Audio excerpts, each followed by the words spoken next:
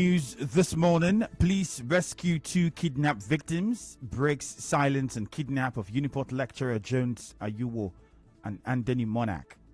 13 persons to face prosecution after clash with Rivers State Task Force in Ngbogu area of Port Harcourt. On the foreign scene, WHO insists AstraZeneca vaccine is safe as small countries hold vaccine rollout. COVID is real. Observe all health protocols. Protect yourself. Protect others. I am Ifiemi Andrew.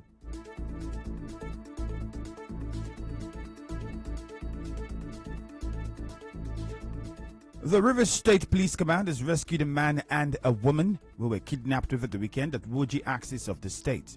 Spokesman of the command, Nnamdi Omoni, who did not disclose the identities of the kidnapped victims, said their prompt rescue followed distress calls from a good citizen who alerted the police immediately they were kidnapped. SP Omoni told our correspondent that the kidnappers were arrested during a stop and search at the Akbajo axis of Port Harcourt. Only last night we were able to watch a kidnap incident where two persons were kidnapped at Woji and we are being taken to no destination where we got the distress and immediately mobilized. We got them at Akbajo interjection and we rescued the two victims and also arrested two kidnappers. Their car too is with us, so some of them are not even made public, but we know that we are doing our best to keep the state safe. A male and a female, they were kidnapped along Woji descending to Akbajo. Speaking on the 3-week-old kidnap of the Uniport lecturer and the Anthony Monarch, the police spokesman said they are doing everything possible to secure their release unhurt. He urged the public and the family members of the two prominent Anthony sons to have confidence that they will soon be reunited with their family.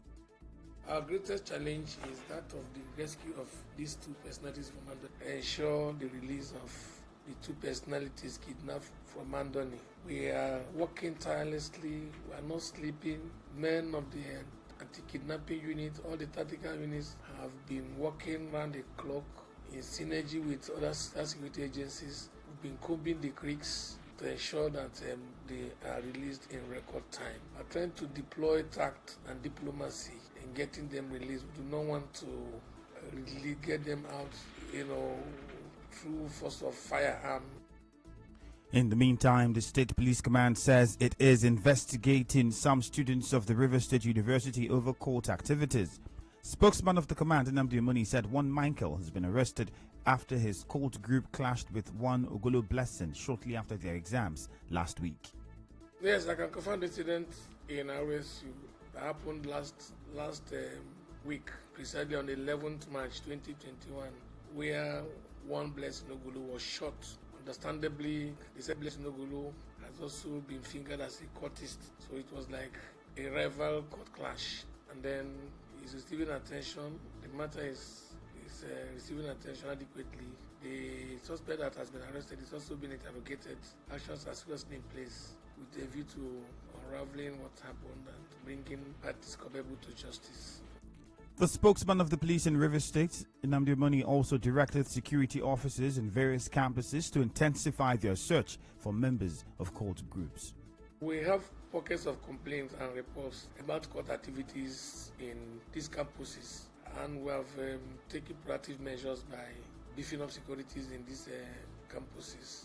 Especially now that some of them are writing the exams, so I've also directed all chief security officers of these campuses to be more security conscious and to monitor the activities of students. We have our undercover men posted to the exam halls and all of that to monitor the activities, even right in their hostels.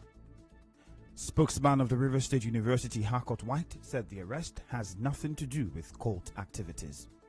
So it's not a cult thing. The university is very safe when it comes to cults. We hardly have any cult actions here. No, it was just an issue between two students. It wasn't a cult activity. I'm not saying that we have totally wiped out cultism, but you hardly have those issues on our campus. We have a lot of security men patrolling the place. I can tell you that there's no cult rival activities going on here. There was an issue with two students and the police is investigating the matter, so I don't think I can go further on that. But I can tell you our campus is safe. We're writing exams. No cult activities going on here. Meanwhile, Ogolo Blessing, a final year student of the Department of Mathematics, has narrated how Michael was arrested after shooting at him severally on Wednesday last week. Ogolo claimed that 3 gunmen led by his coursemate Michael attacked and shot severally at him.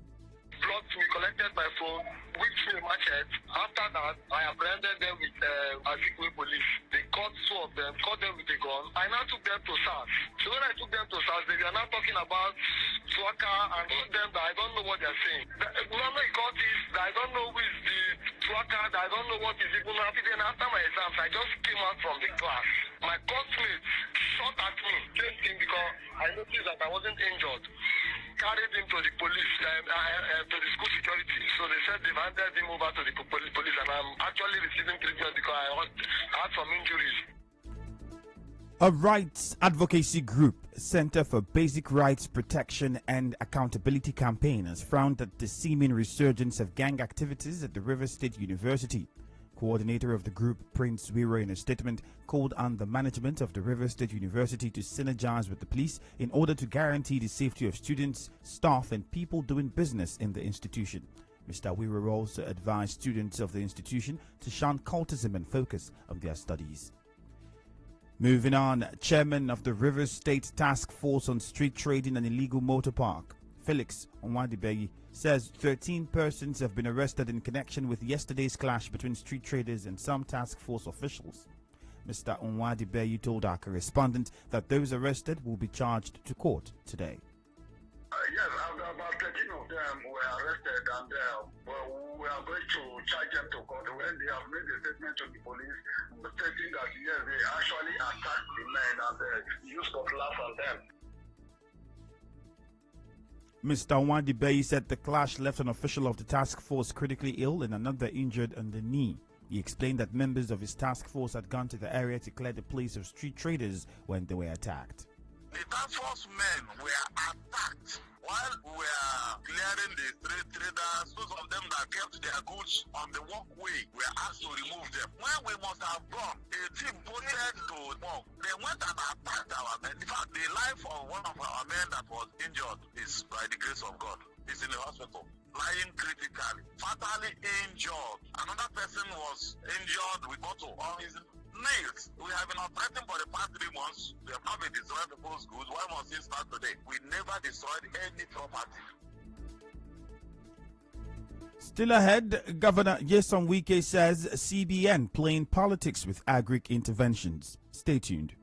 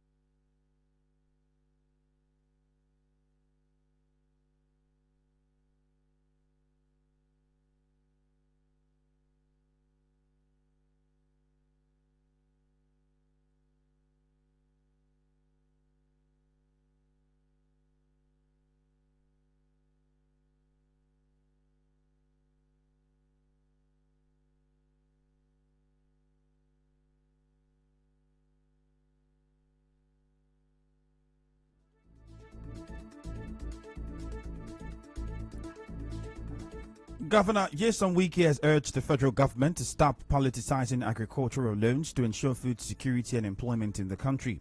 Governor Wike said this when the Minister of State for Agriculture and Rural Development, Mustafa Baba Shehuri, paid him a courtesy call at Government House in Port Harcourt. He said the state has been denied access to several agricultural loans offered by the Central Bank of Nigeria, CBN. He, however, appealed to the minister to prevail on the CBN governor and grant requests to the 5 billion naira applied for over 1 year. It is not in dispute that to take the country out of where we are, that agriculture is key. We can only achieve that if we don't politicize agriculture. If we are sincere that agriculture will employ a lot of our youth, we give them job. Then in terms of food security, then we must do it in such a way that we really mean what we say. But it's unfortunate that everything has been politicized in this country. I think I'm one of those states that nobody gives loan for agriculture. So it will be central bank governor, what hatred he has for us, we do not know. I'll be hearing of anchor borrowers this, anchor sleep, anchor rise, anchor that. But when it concerns River State, you hear a lot of tricks. But we have shown them that by the special grace of God, we can survive. Governor Nyesom Wike also said that the Rivers State Cassava Processing Company will soon be commissioned. We invite you and the Honorable Minister to come. In next week to come and commission the cassava processing plant that produce cassava flowers and the rest of it, which is what people have been preaching. So many of the companies are keyed in to buy off after the processes. We have over 3,000 farmers who have registered, and from there the company will buy off all their produce. So we're happy, but please tell the governor of Central Bank to remember us too, that we're part of Nigeria. The federal government says the Oxford AstraZeneca vaccine has no adverse effect. Minister of Health Osage Ehanire, at a briefing by the Presidential Task Force on COVID-19 in Abuja, noted that the vaccination, which began in the country on March 5, has been uneventful with no side effects recorded in the country. He said the president, vice president, and other leaders who had taken the vaccine along with frontline health workers are all doing very well. About 8,000 Nigerians have received their first dose of the Oxford AstraZeneca COVID-19 vaccine. Renowned oil giant and philanthropist in Nigeria, late High Chief Obi Lulu Briggs, has been buried. He was buried over the weekend in his hometown, Abunima. An interdenominational open-air service held in Lulukiri to bid a farewell to the late paramount head of Oruwari Group of Houses of Abunima. A correspondent reports that the corpse of late High Chief Obi Lulu Briggs was received by the Agricultural Council of Chiefs and traditional rulers after it arrived Rivers State in a motorcade to his hometown, Abunima. Paying tribute to the foremost philanthropist, former President Goodluck Jonathan spoke about the life and time of High Chief Obi Lulu Briggs. When talking about High Chief Dr. Obi Lulu Briggs, I knew him very well from 2007 when I got involved in international politics. Yes, he has his direct children like Dumu and others, but he has more than that. But that is the joy. Obi Lulu Briggs was a very sophisticated man. Not how you start life, but how you end life. That matters most. But these attributes alone wouldn't have brought all of us here to celebrate his last days. It is because he touched life. He touched life for people. Let me join Lulu Briggs also. As one of his sons, no, not biological son, but one of his sons, thank all of you for coming to celebrate his last days. On her part, Mrs. Alangi Silva, the representative of Aisha Buhari, urged the family to keep the legacies of their departed father alive. He's a foremost philanthropist, an ardent businessman who hails from the Kalabari tribe in Rivers State. He's well known to Nigerians for his proficiency in the oil and gas sector of our economy. His son, Chief Dumo Lulu Briggs, is well known to the First family and has had a good relationship with us. More so, the First family has decided to show their support at the time of grief to the Lulu Briggs family. And you take solace knowing that Chief Dumo Lulu Briggs is capable of flying the Lulu Briggs family flag high. Also, the chairman of Akokotoro Local Government Area, Roland Sekibo, explained what the funeral of late High Chief Lulu Briggs meant for the people of the Niger Delta. I have not seen it. We did not also read it any book that something like this has happened. Chief Obi Lulu Briggs is a global citizen, and he has, in his death, he has also put Abonima back in the world map where we belong. We pray that we'll have more of Chief Obi Lulu Briggs. So what, like I said, we'll not be able to describe how great this event is. You can see for yourself, people from all walks of life. It's a celebration of life. It has started maybe like 2 weeks ago, and it's climaxing today. And you can see the dignitaries are already seen. The former president is here in his house. The governor is seated waiting for him. That shows how great Chief Obi Lulu Briggs. Meanwhile, the chief mourner and the head of Young Briggs House, Chief Dumo Lulu Briggs, commended everyone for honoring his father, especially Governor Nyesom Wike, for the state burial.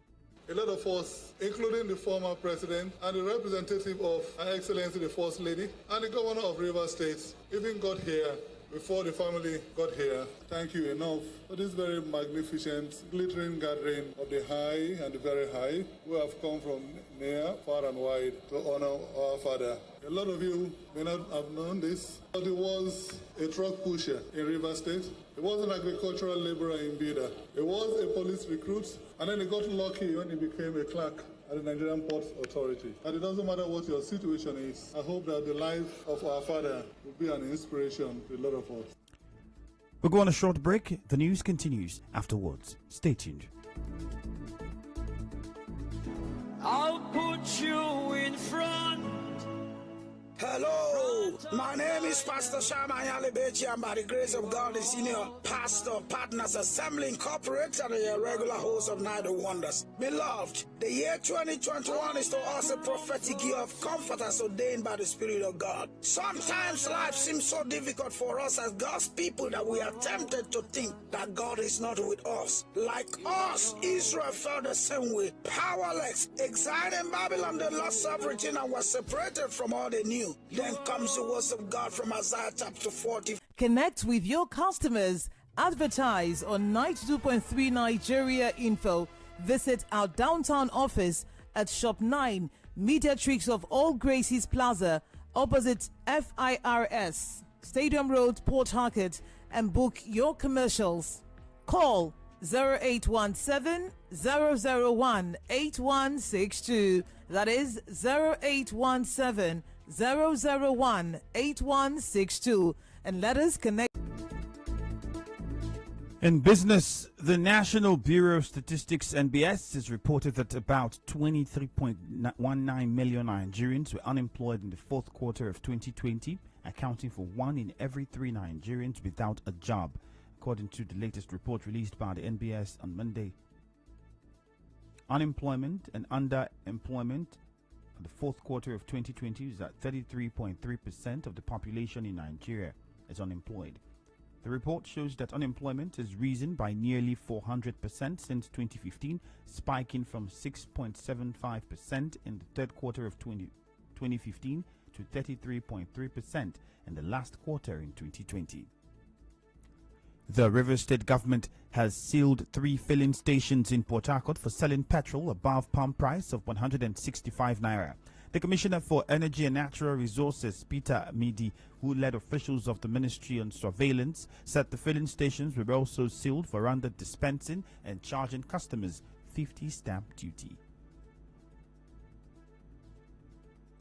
We've been receiving series of complaints about sharp practices by those dispensing petroleum products in River State. We've been doing a lot of sensitization. We have also written to a lot of them. We have engaged the leadership of their unions, and we have appealed to them that they must do this business in line with regulatory practices and best practices in River State. What we are seeing is that stations are conducting sharp practices. They are hoarding products, they are under dispensing, and they are doing a lot of unsafe practices. Today we engage on this practice, and we came here and we observed that this station is collecting 50 naira stamp duties, this particular station. We have evidence here, and it is the merchant that is expected to pay, not the customer. Also, the Zonal Operational Controller, Department of Petroleum Resources, DPRO, Port Harcourt Zone, Basi Nkanga, said any filling station owner caught selling above the official approved pump price of 162 naira to 165 naira will be shut down. We've already intensified the surveillance activities. We have a surveillance team out there to ensure that nobody sells beyond this range. The directive has been given, and we will work to ensure that nobody sells beyond this range. If you see any station selling above this, the range, if you see any station that is not selling, pump is not dispensing efficiently, feel free to contact the Department of Petroleum Resources. We will respond to that immediately. However, Chairman of Independent Petroleum Marketers Association of Nigeria, IPMAN in Rivers State, Obele Ngechu, said filling station owners find it difficult to access products and are forced to travel to other cities in search of products. The marketers are going off their way to Lagos, to different states, Warri and Calabar, to source for this product at outrageous cost and selling to Rivers at 175. A station selling 175 should not be seen at the moment, but they are buying at 168, 169. They're selling this product with 2-3 naira profit margin. As a person, as a partner to them, I cannot really condemn what they have done, but we are calling that there is need for us to sit and discuss, that they will really hear from us while our members are selling 175. But for any of our members selling above 175, we as a people condemn that. In entertainment, legendary Nollywood actor Pete Edochie is currently trending on Twitter after he advised women to put condoms in the bags of their husbands if they suspect him of cheating. The actor in a video said if women drop their father's name to answer the name of their husband, then they are bound to be submissive to him. His comments has elicited different reactions on social media. While some believe his utterances are wrong and insensitive, others suggested that the actor's words should not be taken too seriously. In sports, Anthony Joshua and Tyson Fury have signed a deal for 2 all-British world heavyweight title unification fights. Joshua's promoter Eddie Hearn confirmed the agreement. Both Joshua and Fury are expected to earn £100 million each, with the purse split 50-50 for the first fight and 60-40 for the rematch in favor of the defending champion. And now, we'll bring you news from around the world. The World Health Organization (WHO) has urged countries not to pause COVID vaccinations. This is as several major European Union member states have halted their rollouts of the Oxford AstraZeneca vaccine. WHO is insisting that there is no evidence of a link between the vaccine and blood clots. Germany, France, Italy, and Spain joined smaller nations in halting vaccinations as a precaution while checks are made. There have been a number of cases in Europe of blood clot developing after the vaccine was administered. On the news this morning, you heard that the police has rescued 2 kidnapped victims and has broken its silence on the kidnap of Uniport lecturer Jones Ayuwo and Anthony Monarch.